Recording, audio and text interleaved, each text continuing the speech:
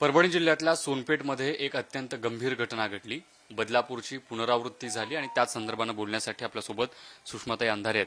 ताई, अत्यंत गंभीर घटनांचं हे सत्र थांबता थांबत नाही. पुन्हा परभणीतून अशा पद्धतीनं अल्पवयीन मुलीवर, चिमुरडीवर अशा पद्धतीनं गंभीर अत्याचार झाल्याची बातमी समोर येते.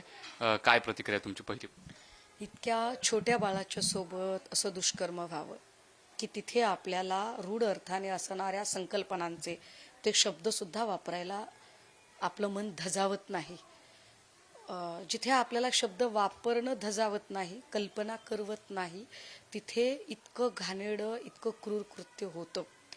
आणि त्याहीपेक्षा भयंकर की ही सिस्टीम अशा लोकांना वाचवते. हे आपण बदलापूरमध्येही बघितलं आणि आत्ताही बघतोय. बदलापूरमधल्या प्रकरणात आपण वारंवार असं म्हणत होतो की तो अक्षय शिंदे कोणी महात्मा नाहीये किंवा तो कोणी संत समाजसुधारक नाहीये, त्यामुळे त्याला देहांत प्रायश्चित्त मिळायलाच हवे. पण ते देहांत प्रायश्चित्त देताना आपटेला वाचवायचा जो अत्यंत गलिच्छ प्रयत्न झाला आणि आपटेचा जामीनही झाला, वाचवलं या सगळ्या प्रकरणात. आपटे हा चाइल्ड पोर्नोग्राफीमध्ये होता किंवा आहे असं केतन तिरोडकरची याचिका सांगते. अनेक गोष्टी बाहेर येतील, कोर्टाने पण त्याच्यावर अनेक ताशेरे ओढलेले आहेत. आत्ता या प्रकरणामध्ये बोलमवाड नावाचे जे तिथले PI आहेत, ज्या PIना मी आज दिवसभरात सातत्याने फोन करण्याचा प्रयत्न करते, संपर्क करण्याचा प्रयत्न करते. 5 तारखेची घटना, 7 तारखेला FIR होते आणि तेव्हापासून FIR मध्ये क्लिअर कट नोंदवलं की अर्णवचे पप्पा, आता अर्णवचे पप्पा कोण आहेत तर शिक्षक आहेत. ऑब्व्हियसली ज्या अर्थी हे बाळ अर्णव हे नाव सांगतं त्या अर्थी अर्णव हा त्या वर्गातला मुलगा आहे. म्हणजे एका विविक्षित वर्गातला एक मुलगा ज्याचं नाव अर्णव आहे आणि ज्याचे वडील शिक्षक आहेत, शोधणं किती सोपं आहे. आणि ते शोधूनही काढलं. PI बोलमवाड त्याची कबुली देतात की होय, आम्ही संशयित ताब्यात घेतला. आरोपी म्हणायला अजूनही PI बोलमवाड यांची जीभ रेटत नाही. संशयित आम्ही ताब्यात घेतला. बरं, ताब्यात घेतला, नाव डिस्क्लोज करत नाही, तपास चालू आहे म्हणतात. कसला तपास चालू असेल बरं? जिथे की आरोपीचं नावच FIR मध्ये बोलमवाडने येऊ दिलं नाही, तिथे बोलमवाड तपास कसला करतात? बोलमवाडांशी तासभर हुज्जत घातल्यानंतरही, तासभर त्यांच्याशी बोलल्यानंतरही ते अजिबात नाव सांगायला तयार होत नाहीत.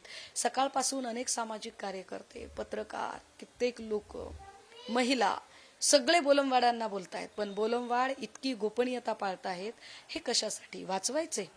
मराठवाड्यात असे असंख्य पोलीस स्टेशन आहेत, ज्या पोलीस स्टेशनमध्ये तिथल्या स्थानिक लोकप्रतिनिधींनी आपल्या आपल्या सोयीनुसार PI आणून ठेवलेत. आणि हे जे पोलीस स्टेशन सांभाळणारे जे हे PI आहेत, आमदारांनी सांगितलं तर तक्रार नोंदवायची, आमदारांनी नाही सांगितलं तर तक्रार नोंदवायचीच नाही. कधी कधी आमदारांनी सांगितलं आणि निष्पाप असेल तरी तक्रार नोंदवायची, आणि कधी कधी निर्दोष असेल, नसेल, दोषी असेल, गुन्हेगार असेल, पण आमदार म्हणतात जर तक्रार नाही नोंदवायची तर तक्रार नोंदवली जात नाही. लोकप्रतिनिधींचा एवढा दबाव हा कसला? सोनपेठ सारख्या ठिकाणी इतकी वाईट घटना घडते, प्राथमिक बालवाडीतल्या लेकराच्या सोबत इतकी वाईट घटना घडते. लेकरू सगळा क्रम सांगते, आई सगळा क्रम सांगते. कुठलीही भारतीय परंपरेतली कुठलीही स्त्री अशा पद्धतीची चुकीची घटना करणार नाही, म्हणजे बातमी देणार नाही. एवढ्या छोट्या बाळाबद्दल तर नाहीच नाही. कधी कधी तर एवढ्या छोट्या बाळाबद्दल घटना घडून सुद्धा आपल्या इब्रतीला राखण्यापोटी गप्प बसतात, तोंड दाबून बुक्क्यांचा मार सहन करतात. आत्ता या माऊलीने सांगायचा प्रयत्न केला, म्हणजेच ही घटना खूप जेन्युइन आहे. एवढी जेन्युइन घटना असताना सुद्धा त्यांना न्याय देण्याच्या ऐवजी त्यांना तिथून दडपून टाकता येईल का? त्यांच्यावर वेगवेगळ्या प्रकारचे प्रेशर आणता येतील का? आर्थिक प्रेशर आणता येईल का? राजकीय प्रेशर आणता येईल का? कायद्याचा वेगळा बडगा दाखवता येईल का? कारण ज्या पद्धतीने बोलमवाड बोलतायत की त्याचे नातेवाईक सोबत आहेत, तिचे नातेवाईक सोबत आहेत, तिचे नातेवाईक सोबत आहेत म्हणजे काय सांगायचे? आणि बोलमवाड ज्या अर्थी म्हणतायत की नाही मी आत्ताच नाव सांगणार नाही आणि नातेवाईक सोबत आहेत, म्हणजे काय चाललंय नेमकं? बोलमवाड कसली बोलणी करत आहेत? बोलमवाड कसलं पॅचअप करण्याचा प्रयत्न करत आहेत? बोलमवाड या प्रकरणावर पडदा टाकण्याचा प्रयत्न करतात का? असे असंख्य बोलमवाड आहेत. या निमित्तानं जेव्हा पीडितेच्या आईनं वर्ग शिक्षिकेला फोन केला तेव्हा वर्ग शिक्षिकेनं असं सांगितलं त्या शाळेच्या की आमच्या शाळेच्या मावशा असतात, त्या काय झोपा काढतात का, तुम्ही सोमवार या, सोमवारी विचारपूस करू. इतकी गंभीर गोष्ट एखाद्या विद्यार्थिनीची आई जेव्हा शाळेतल्या शिक्षिकेला सांगते तेव्हा अशा पद्धतीने जे उत्तर येतं या उत्तराकडे शाळा प्रशासनाकडे हा सगळा उर्मटपणा आहे, हा शाळा प्रशासनाचा उर्मटपणा आहे की जर एखाद्या पीडितेची आई इतक्या काळजीपोटी व्याकुळ होऊन अत्यंत कळकळीने जर मागणी करते, काही विचारते आणि तिला जर, कारण आता परवा दिवशी मी म्हटलं की माझी छोटी लेक आहे, परवा दिवशी मी स्कूल बसवाल्याला विचारलं मावशी दिसत नाहीयेत, अटेंडंट कुठे आहेत, आणि स्कूल बसवाला म्हटलं त्या खाली बसल्या आहेत. त्या लगेच सीटवरून उठल्या आणि मला खिडकीतनं त्यांचा चेहरा दिसला. म्हटलं मावशी घ्यायला येता पण संध्याकाळी सोडायला तुम्ही असता का? हो ताई, सोडायला सुद्धा मी असते. हा कन्सर्न आहे पालक म्हणून आमचा. आम्ही विचारलं पाहिजे की अटेंडंट आहे का लेडीज तिकडे सोडायला येताना किंवा बाळाला घ्यायला येताना बसमध्ये मावशी अटेंडंट आहेत का, स्वच्छतागृहाला मावशी अटेंडंट आहेत का. एवढंच नाही तर ज्या नॉर्म्स आहेत शाळा प्रशासनाचं, स्वच्छतागृह कसं असावं छोट्या बाळांचं, त्याच्या नॉर्ममध्ये दरवाजा पूर्ण बंद असू नये, पूर्ण उघडा असू नये, तर किमान 1 फुटाचा खालून उघडा असला पाहिजे, वरून 1.5 ते 2 फुटाचा उघडा असला पाहिजे. ह्या नॉर्ममध्ये अशाच पद्धतीने ती स्वच्छतागृह सुद्धा असली पाहिजेत. या सगळ्या गोष्टी तर पाळल्या जातच नाही. गंभीर असं आहे. याच स्वच्छतागृहात सोनपेठमधला हा दुर्दैवी गंभीर प्रकार घडला. सोनपेठमध्ये असे प्रकार म्हणजे आता आज अजून एक घटना घडली. कुणीतरी शिंदे साहेबांचं नाव सांगून 50 लाखाची, कदाचित तो तोतयाही असू शकतो, 50 लाखाची खंडणी वसूल करायची वगैरे काहीतरी भाषा झाली. हे प्रकार मराठवाड्यात जेव्हा घडतात, विशेषतः माजलगावमध्ये 2 दिवसापूर्वी प्रकार घडला, माजलगावमध्येच 1.5 महिन्यापूर्वी एक प्रकार घडला. म्हणजे हे एकाच ठिकाणचे आहेत, परभणी क्षेत्रातले आहेत. बाजूला लातूरमध्ये रेक्टरकडून प्रकार घडला. रेक्टरनेच हॉस्टेलमध्ये असणाऱ्या मुलीला रेप करून खून केला. तिकडे बाजूला उदगीरला अत्यंत छोट्या 9 वर्षाच्या पोरीसोबत असं दुष्कर्म घडलं. लातूरमध्येच शाळा प्रशासनाच्या तिथे ताब्यात असणारा 5वीचा मुलगा, त्याच्यासोबत असाच अत्याचार होत होता, असा आता बाहेर येते माहिती, त्याला फासावर लटकवल्याचा बनाव केला गेला. या इतक्या घटना घडतात. बाल सुधारगृहाचं या सगळ्यांमध्ये जालन्यामध्ये बाल सुधारगृह समिती आहे. या बाल सुधारगृह समितीने समितीच्या 2 महिला आहेत सदस्या आणि समितीचा अध्यक्ष आहे. अध्यक्षाकडूनच हॅरॅसमेंट होते समितीच्या सदस्यांची. अहो कुठं बायका सुरक्षित आहेत? शाळेत सुरक्षित नाही, हॉस्पिटलला सुरक्षित नाही. जर सुधारगृहाच्या तिथे सुद्धा जर सुरक्षित नसेल महिला, आणि त्यांचं विशेष म्हणजे त्यांनी महिला आयोगाला पत्र लिहिलं. सोडा आता महिला आयोगाबद्दल काही बोलायचं नाही, ते आता न बोललेलं बरं, कारण तो सगळा फावल्या वेळातला छंद अशा पद्धतीचा तो कार्यक्रम झालेला आहे. विशाखा समितीने पत्र लिहिलं, त्याच्यातल्या माझ्या माहितीप्रमाणे सिपींनी पत्र लिहिलं. पण असं असताना सुद्धा एवढे सगळे पत्र लिहून आल्यावर सुद्धा गुन्ह्याचा तपास महिला पोलीस अधिकाऱ्याकडे वर्ग करण्याबाबत हे पत्र उपविभागीय पोलीस अधिकाऱ्यांना आलेलं आहे, वरून पत्र आलं. असं असताना सुद्धा याचा काय 376 नुसार गुन्हा दाखल आहे, आणि गुन्हा दाखल असताना सुद्धा त्या माणसाला साधं पोलिसांनी ताब्यात घेतलं नाही. अजूनही तो माणूस त्याच खुर्चीवर बसतो बाल सुधारगृहाच्या, आणि काय करतोय? सुधारगृहातल्या तर त्या समितीवरच्या तर बायकांना त्रास देतो, पण सुधारगृहात ज्या मुली येतात त्या मुलींचे मोबाईल घेणे, जे जप्त करून ठेवलेले आहेत, त्या मोबाईलमध्ये कंटेंट काहीतरी मी अश्लील टाकेल अशा धमक्या देणे, त्यांना हॅरॅश करणे, हे प्रकार सातत्याने होतात. कुणी लक्ष देत नाही याच्याकडे. याचे डॉक्युमेंट आहेत. तसं गुन्हे दाखल होत आहेत पण पुढे पोलिसांकडून कारवाई केली जात नाही. सोनपेठच्या या घटनेमध्ये देखील अशाच पद्धतीनं गुन्हा दाखल केला गेला, फिर्याद नोंदवली गेली, पण पोलीस ढिम्म दिसले. जेव्हा पुढारी टीव्हीने बातमी दाखवली त्यानंतर हालचाली झाल्या आणि मग एसपी तिथे पोहोचले. तर पोलिसांच्या या भूमिकेबद्दल काय वाटतं? नाही, पोलिसांच्या भूमिकांना आता आपण न बोललेलं बरं. म्हणजे बावनकुळेंच्या प्रकरणातही आपण बघितलं असेल की खरं तर दैनिक पुढारीचे आभार की आपण या बातमीला वाचा फोडली, कारण सोनपेठ हा तसा रिमोट एरिया आहे, अत्यंत दूरक्षेत्र आहे. अशा दुरित क्षेत्राची ही बातमी होते आणि त्याला वाचा, नाहीतर ती वाचा फुटलीच नसती आणि ती गोष्ट फार बाहेर आली नसती. पण याच्यात पोलिसांच्या भूमिकांचं जर म्हणून आपण DYSP राहुल मदने, या राहुल मदनेंना साधारण 4 महिन्यांआधी भारतीय जनता युवा मोर्चाच्या पोरशेट्टेवार नावाच्या कार्यकर्त्याने धक्काबुक्की केली. नंतर त्याने म्हटलं नाही नाही नाही नाही, बातम्या आल्या, पॅचअप झालं, मिटलं म्हटलं सगळं. आता परत आता 8 दिवसाखाली पुन्हा राहुल मदनेंना धक्काबुक्की मारहाण झाली. एकच पोलीस अधिकारी वारंवार मार का खातो? का पोलीस अधिकाऱ्यांना धक्काबुक्की करण्या इतपत भाजपच्या कार्यकर्त्यांची मजल जाते? असं काय आहे की पोलिसांचा सुद्धा धाक कुणाला उरत नाही? पोलीस का आपल्या स्वतःच्या ड्युट्या नीटपणे करू शकत नाहीत?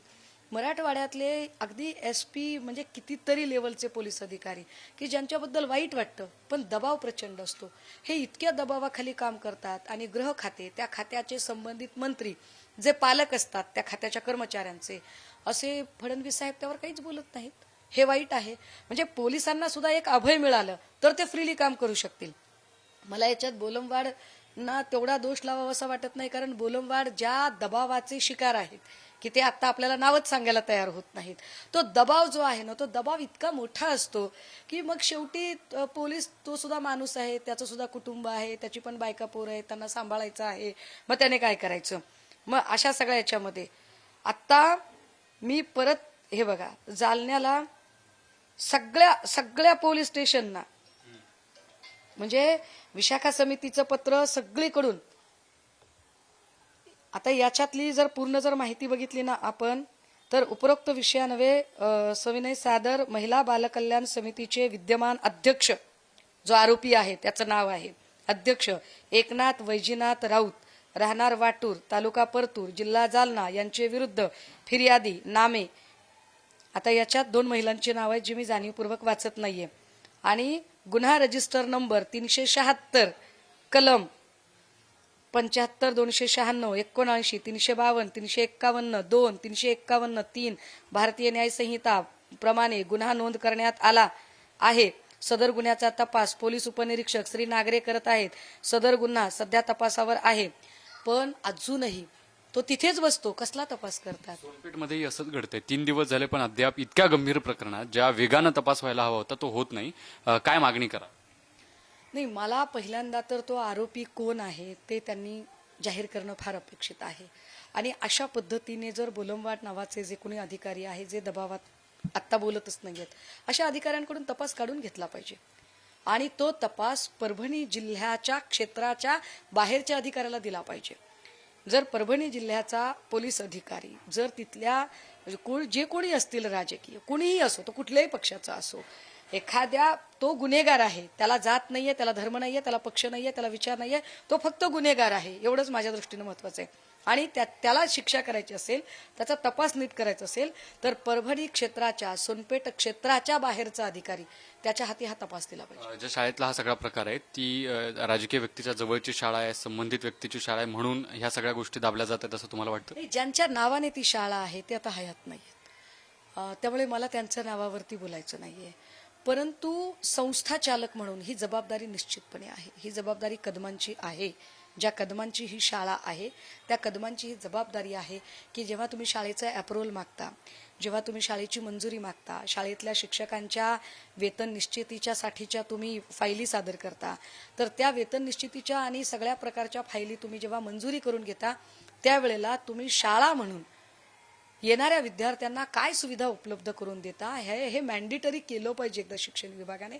ते फार गरजेचं आहे. आणि मी पुन्हा एकदा सांगेल की तत्कालीन मुख्यमंत्री सन्माननीय उद्धव साहेब असताना जो 55,000 होमगार्ड्स त्यांना जर अकॉमोडेट करायचं असेल आणि त्यांचे वेतन भत्ते होतील आणि शाळांनाही थोडाफार आपल्याला सुरक्षेचा प्रबंध करता येईल की किमान एका शाळेवर 2 होमगार्ड तरी असले पाहिजेत. हे तेव्हाही तो GR केला होता जो अजूनही लागू झालेला नाही. त्या GR वर काम झालं पाहिजे. ह्या सतत जेव्हा घटना घडत आहेत राज्यामध्ये तेव्हा सतत फडणवीसांवरती टीका होते, पण जेव्हा जेव्हा अशा घटना घडतात तेव्हा जबाबदार म्हणून त्यांनी या गोष्टीमध्ये लक्ष घालणे अपेक्षित आहे, पण तसं होताना दिसत नाही असे आरोप होतात. त्यावर काय सांग? मी सकाळी म्हणजे मला वाईट वाटते की नवरात्रीचा उत्सव चालू आहे, शक्तीचा उत्सव आहे, स्त्री शक्तीचा महिमा सांगणारा उत्सव आहे. पण या नवरात्रीच्या 9 दिवसांमध्ये असा एकही दिवस जात नाहीये की ज्या दिवशी मला वेगवेगळ्या वाहिन्यांवर या विषयाच्या संबंधाने बोलायचं नाही असा एकही दिवस नाहीये. आज तर दिवसभरात मी 3 वेगवेगळ्या घटनांच्या संदर्भाने, म्हणजे एक पुण्यातली अत्याचाराची घटना, दुसरी पनवेलची अत्याचाराची घटना आणि तिसरी ही घटना, एकाच दिवशी 3 ठिकाणी बोलतेय. आणि या संबंधाने मी सकाळी नीलम गोरेंचा बाईट ऐकला. इतका तद्दन आर्टिक्युलेट केलेला बाईट होता. इतक्या कृत्रिम पद्धतीने त्या बोलतायत आणि मांडणी करतायत. तर हे पुरेसं नाही. असं गोल गोल बोलून चालणार नाही. पण अडचण आमची अशी आहे की गृहमंत्री महोदयांना निवडणुकांमध्ये जास्त रस आहे. त्यांच्या उमेदवार, जागा वाटप, उमेदवारांच्या मुलाखती आणि निवडणूक कशी जिंकावी याचं मायक्रो प्लॅनिंग यामध्ये ते प्रचंड बिझी आहेत. त्यामुळे महाराष्ट्रातल्या लेकीबाळींची सुरक्षा तशीही आता वाऱ्यावर सुटलेली आहे. म्हणून मी जसं घटस्थापनेच्या दिवशी म्हटलं तेच पुन्हा एकदा म्हणेल की आता आमची सुरक्षा ही आई अंबाबाईच्या हातात आहे. आम्हाला गृहमंत्र्यांकडून शून्य अपेक्षा आहेत. गृहमंत्र्यांनी राजीनामा द्यावा, त्यांच्यावर टीका करावी, त्यांना काही सांगावं असं आम्हाला अजिबात वाटत नाही. कारण गृहमंत्री आम्हाला सुरक्षा देतील ही आशाच मुळात आता मोडीत निघालेली आहे. अत्यंत गंभीर अशी घटना सोनपेठमध्ये घडली. अत्यंत वाईट पद्धतीनं चिमुरडीवर अत्याचार झाले. आरोपी अजूनही मोकाट आहे. पाहावं लागणार आहे पोलिसांना आरोपींना अटक करायला आणखी किती वेळ लागेल. व्हिडिओ जर्नलिस्ट संपत मोरे समित ज्ञानेश्वर चौतमल, पुढारी न्यूज, पुणे.